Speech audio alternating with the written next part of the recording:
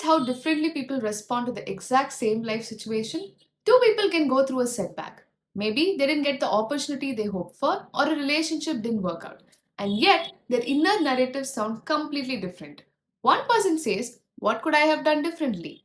The other says, "Things like this always happen to me." And it makes me wonder, what shapes this difference?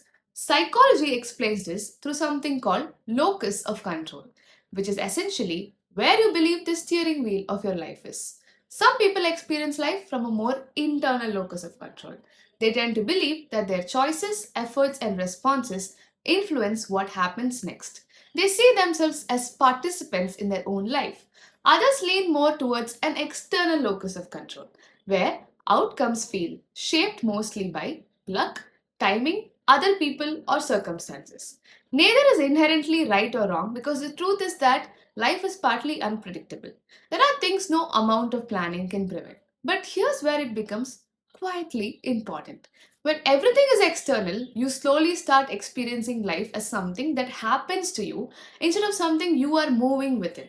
It stops feeling like your move matters. When everything is internal, believing you control absolutely everything can become its own burden.